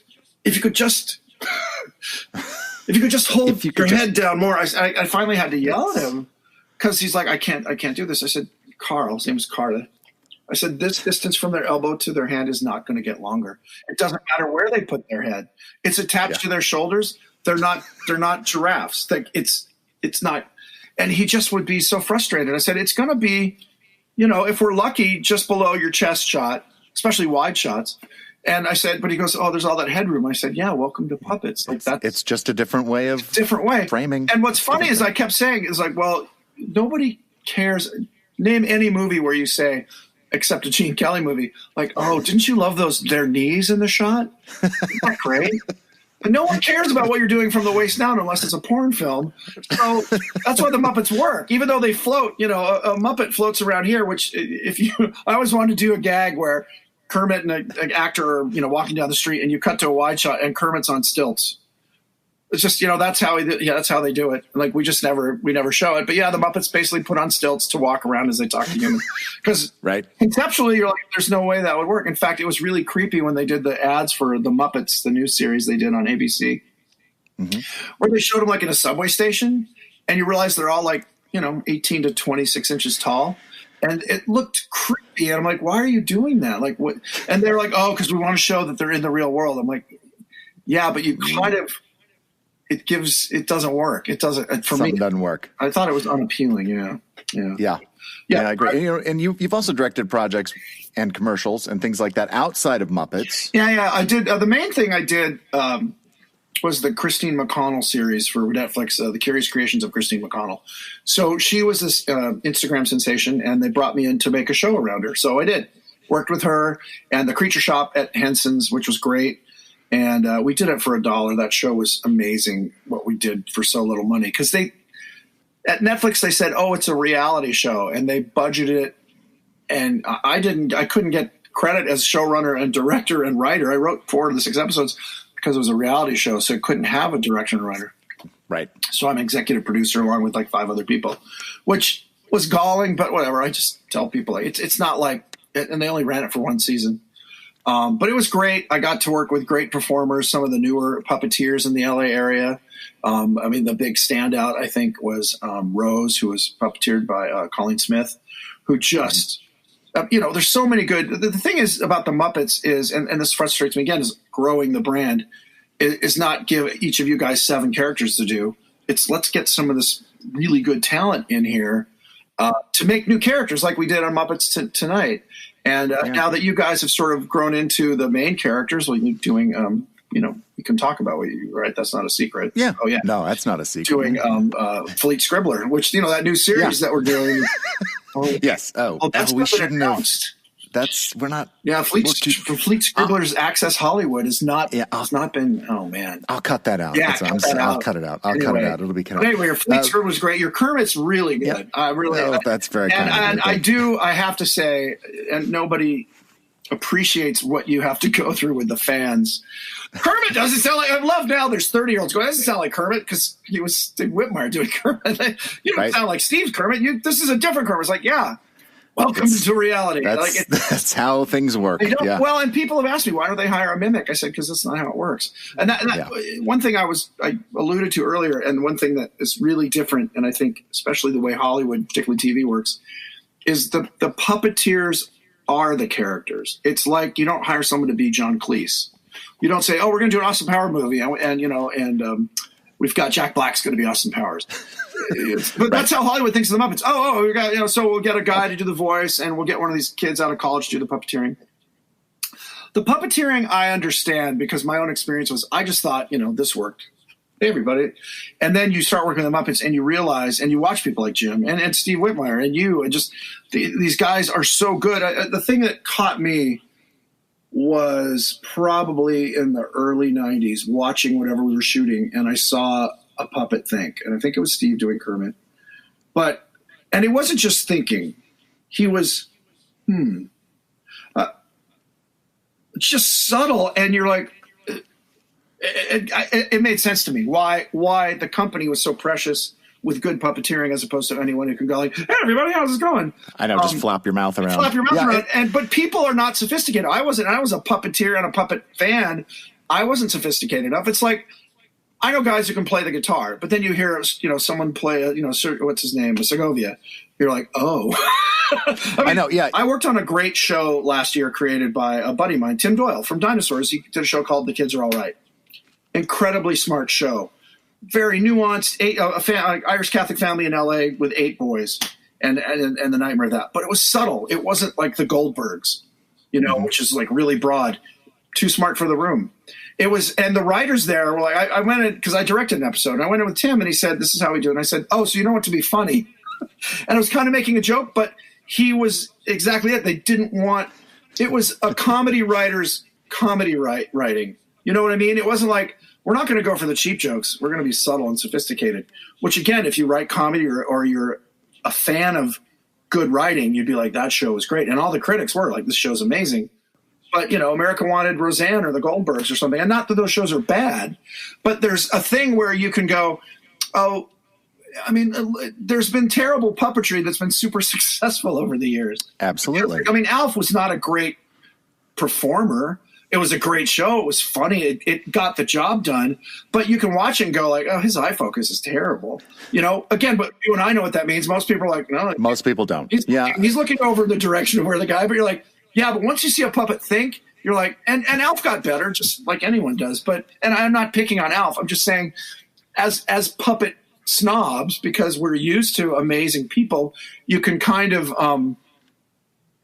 lose focus on what are we doing. You know, if Skippy the lizard goes like, hey everybody, and you're laughing your ass off. The Muppets, I'm afraid we do, and we're not, but yeah, I'm always wary of painting ourselves into a corner of like, oh, this is not only with Precious with the concept and like they're all sweet to each other, we're gonna learn a valuable lesson, but more that we don't get so subtle that we lose people. Like it's still, like I said, I don't want to make someone cry. I want to make them laugh. And I don't think puppetry the way the Muppets do it.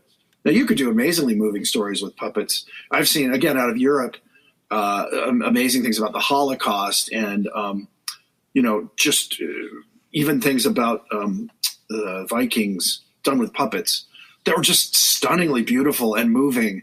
And, you know, my brain, this is just the way I'm wired. I just want to immediately put googly eyes on him and have one of these Vikings who's, you know, whose wife is dying or whatever. And you just want him to go like, yeah, you know, just suddenly be the Swedish chef because make you laugh. But that's just my fetish or my. But all of us, I think we have, you know, there's different degrees of what right. I think that's why the Muppets are.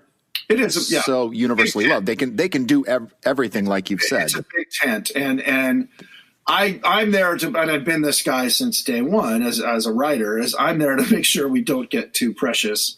And, you know, it grates against some people, particularly, you know, development executives in the past have been like, oh, jokes. And Jerry Jewell said it best because he could do both. He was, you know, he could make them funny. And he said it has, and this is not original to him, but with the Muppets, it is important.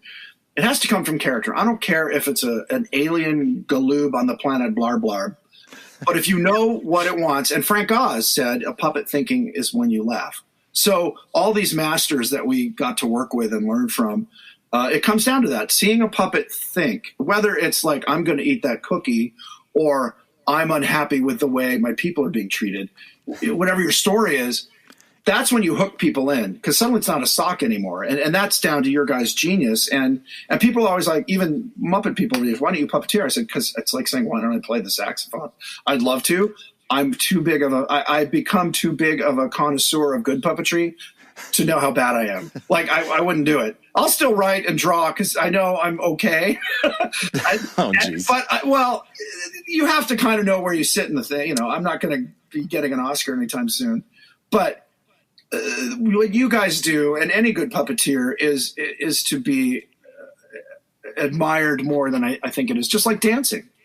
Someone's a dancer, and you see it, like you said, amazing dancer. You and I would be like, that's amazing. And it could be because it's tricks. They did a backflip. That's amazing dancing. Wow. And then you see someone who's a ballet snob. I dated a girl when I lived in New York who loved to go to ballet, and I almost wanted to hang myself because I was like, so bored.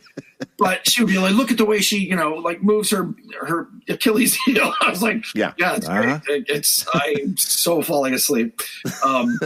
But it's an interesting art form. And again, I'm a one note pony in that way. I like them because they're silly and funny. Yeah. Well, you know, being on a set, Kirk, with you is always exciting and very positive experience. And, you know, it's what you said before about the enthusiasm. Yeah. You know, everybody on your set, they're always very up and they're ready to go. And, you know, you're there with your captain's hat on, running the show. And And I know it's directing. It's an exhausting exercise. It is. And at the end of the day, I mean, we're exhausted, but you must be just because you're pulling the energy for everybody the whole way through the whole day. Yeah. Well, there's two things. I've always said, if you're not having fun at your job, then change jobs. I mean, and I don't mean fun like you're giggling yourself into a coma, but that, it's engaging and you're enthusiastic about it. Like I said, I wanted to be a comic. I did theater, I did improv, I did stand-up. Not in any way even call them a career, but I stuck my toe in those waters. But I did probably more theater, musical comedies in high school.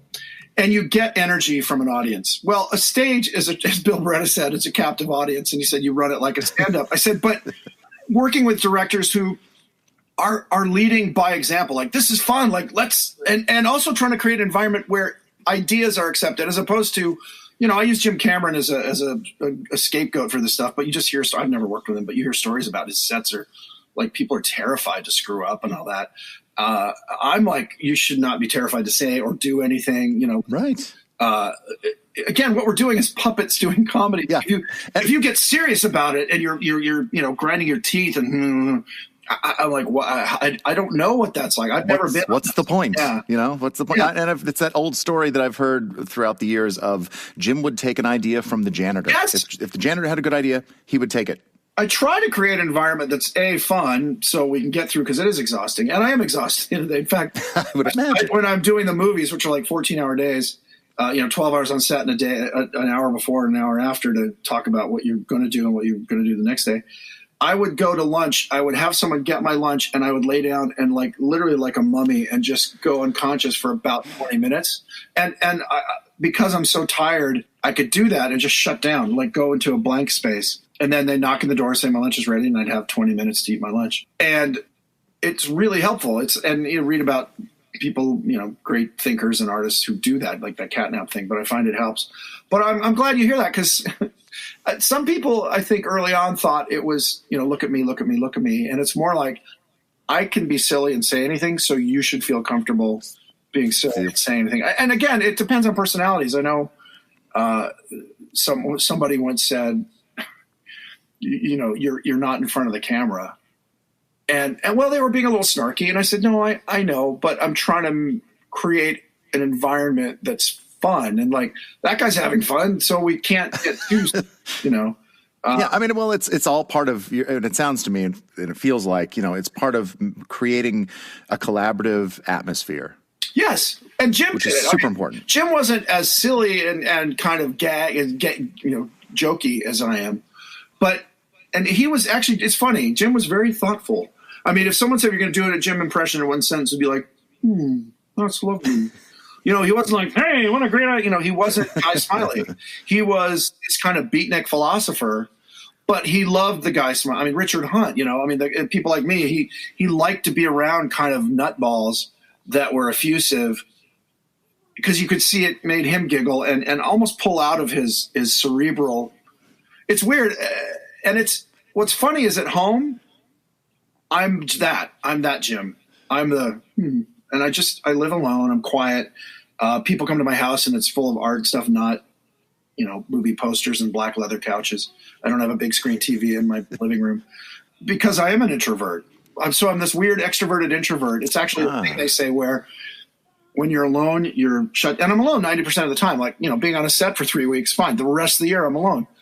I only go out before COVID, I would go out once a week with some buddies and be this, quiet shirts and fun, and then go home and be quiet in a silent house. I don't even listen to music most of the time. Really? So it's that yin and yang. And what's funny is when I'm with a group of people and we're having a good time, I get like high. Of the energy is like, and that's what I'm trying to create, that feedback loop of like, I'm having fun, so you're having fun, so I'm having fun because you're having fun. And I think it's part of being an empath too. I learned to be funny as a kid because I was uncomfortable when everyone was quiet. Like if everyone was sitting there, I would be uncomfortable. And the only way I knew how to was to blurt out. And that's why I said I have no shame. I would say the first thing that I thought or comment on something and to break the tension, because I don't like a tense set. I've been on tense sets where the director screams, and sometimes it's warranted and somebody's screwing up, goofing off, and And even Leonard, I saw Leonard yell once in a meeting, and everyone was blown away because he was a very calm, very thoughtful guy.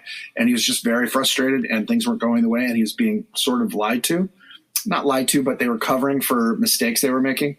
And he just finally banged the table. It was like, and everyone was like, well, I'd worked with him 2 years, never saw that. And none other people had worked with him before, never saw that. But he was frustrated. So a well-positioned explosion, if it's warranted, is fine. But most of the time, conviviality should be the baseline. That should be the baseline. Yeah. Especially on Muppet things. Again, I couldn't do a soap opera. I'd probably just keep making jokes. I can't picture that at all. No, that I know. Doing a medical insane. trauma. What you should do is we should make a little toot noise right there. Like, I think it could be bowel cancer. I just can't help it. I'm very impish in that way. Just a couple more things I want to talk about here. I want to talk about The Muppets Take the Bowl / the O2. You directed those shows along with Andrew Williams, and you directed all the video pieces, didn't you? Yes. I did all the video pieces, the Danny Trejo thing, and did all that. Yes. So speaking of collaboration, I feel like that's what that process was, building that show. What's your point of view? One thing we did, Jim Lewis and I have been saying it for a while, but again, we weren't in charge of anything, was let's bring the Puppeteers in. Because they were so lauded and such an integral part of lauded within the company and a resource, we said, why are we fighting? And we're fighting it because that's not what you do in Hollywood, man. You don't bring the performers in. You don't, unless they're Tom Cruise or something, and then they have to give their notes. But the classic TV is you tell them what they're going to say and then you work with them, but they're not involved in the conceptual process. And Jim and I were just tired of getting bitten on the butt by you guys saying, I don't want to do that or whatever, which is fine. It's not just saying, here, see these lines, like, okay, you're Kermit, you'll be thinking like Kermit, which is an asset, not a hindrance. And so we said, let's bring them in and let's do the Muppet Show live. And so we brought you guys in early and had a read through, and it's it was a collaboration, which is how I think the Muppets should be done. And I know the people at Disney now are because of the success of that, they're more open to like, oh, that's part of the process. And I think it's because the Bowl shows and the O2 shows worked so well. And all the critics are like, oh my God, where have they been? Why aren't they doing this? And we've been saying that afterwards. Why are we doing this? Like, why are we doing this? You can do it without being live. We can. Might be fun. And I know they're trying. Kirk, I'm going to ask you some rapid fire questions now. So I don't know how you'll do with this because your brain is so slow. It takes so long to get started. But here we go. Are you ready? That's not the first question. But yes. Here we go. Did I win? Yes. What's the hardest part about working with the Muppets? The hardest part for me, because I've been doing it so long, is dealing with people who, well, that's not fair. I was saying dealing with development people and executives who don't get the Muppets. The Muppets, the hard part really is just like, how are we going to do this for the budget? Yeah. That's fair. That's fair. Okay. What's the easiest part about working with the Muppets? Working with you guys, working with friends. I think that's fun. It's always like, that's the easy part. And collaborating. So we all want to make a cool, fun thing. So that's easy. What's your biggest strength as a director or a designer or a writer? Oh, God. What do you think your biggest strength is? For Muppets or just in general? Just in general. I don't know. I think a willingness to, like you said, have anyone has a good idea is a good idea, and to play. I try, particularly as a director, I'm saying, to play on the day. I think you have to have all your plans and then play on the day, so that it's not Hitchcock or shoot the storyboards. I'll be in my room. It's like, here's where we want to go. We all kind of know what this is about. How are we going to have fun doing that? And if this is real, aside from what's scripted, and sometimes it leads to arguments. Like Bill Barrett and I would get into huge, not fights, because we both wanted to make sense. But he's like, this character wouldn't say that. I go, and why would he say it? Well, because it's funny and he's an idiot. Well, I've got to be that character. I don't think he's an idiot that way. And so like, all right, well, what do you say? And then what cracks me up about Bill, and I say this in every interview, he's hilariously funny when he's on. And then he goes, yeah, I don't want to, let's not do that. I'm like, no, your improv was so much better than what we wrote. Do that. I'm like, no. Because he thinks about it. I'm like, stop thinking. We're also always inside our head. And because we're looking at what we're doing, we're like, nah, it doesn't work. Yes. No, it works. No, that's the great thing about being the audience member or being the director of the Muppets. You're the audience. So again, because I'm an enthusiast and I like to laugh, I'm like, no, that was hilarious. And you're like, well, I don't think that character said. I mean, that's the other thing. Kermit wasn't always like, hey, everybody, I'm your best friend. He'd be like, shut up, Fozzie, shut up, Piggy, you're making me crazy. Right. And, we forget that. So I think, so as a director, I think it's let's play. I don't know, as a writer, I think it's just my ideas. I had a guy who read a pilot I wrote once, Not Muppety, say, you're either insane or you're a genius. And I said, well, I hope to the latter. But I don't know. I think my ideas are I pretty much. I one time had an executive say, "I want you to pitch me the idea that no one else, you would not pitch anywhere else." And I had an idea, and I pitched it to him. He goes, "I really like that." It was I won't pitch it, but it was way out there. And he said, "No, I want to hear an idea that I've never been heard before. It's not a family and they're on the moon, whatever. I don't care how outlandish. I want to hear the idea you have that you've never pitched and you would be scared to and no one's ever made anything like it." And so I pitched an idea, and he goes, that's like you. What's the question? You did it. You're right. And so we actually went into development, and he couldn't sell it because all his people above him were like, "You can't do a movie. You can't do a show about that." But he got it. So it was a little bit of validation. All right. How about a weakness? What's your biggest weakness as a director or a writer? I think my biggest weakness as a writer is probably, I wouldn't say story.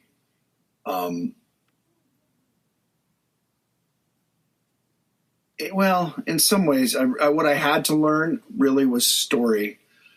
So yeah, I guess it's story, like the linear aspect of it. And I think the other weakness is I don't like.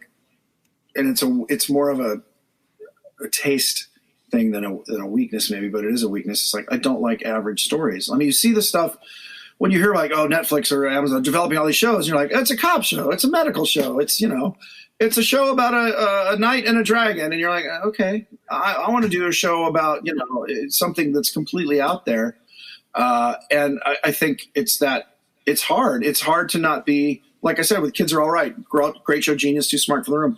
I don't think I'm too smart for the room. I think I'm too weird for the room. So it's kind of a weakness is that as a director, I guess my weakness sometimes is patience. I get frustrated. Depends on what it is. Sometimes I'm just frustrated because it's freaking hard, But I tend to not take that out on anyone. I just might go, I was like, well, what's the problem? And also I get so giddy that I forget details. Like, thank God I have good script supervisors, because I get so in the moment as either an audience member or like playing like, oh my God, you could do this and this and this. And we shot it. Great. Moving on. And they're like, no, you didn't do the part of the dialogue that explains the story. I'm like, oh yeah. So sometimes my enthusiasm runs away with me. So I guess that's a weakness. I don't know. It's hard to judge yourself. You tell me. No, I like that answer. I mean, I think my weakness is I don't listen. So what I'm saying to you is I don't listen. What's your favorite thing about working with the Muppets? Oh, the play, the collaboration, the play. And there is no just riffing off that. There's no idea too silly. Like, it will be considered. It might not work or people might not want to do it, but no one has ever said that's too silly for the Muppets. I've heard people say, the funny thing is, and this is a whole other conversation, is the reality issues we get to in story or script meetings. Like, I remember one time, somebody had a problem with, I remember. It was dinosaurs. We're designing the dinosaurs, and I designed Fran and the daughter to have hair.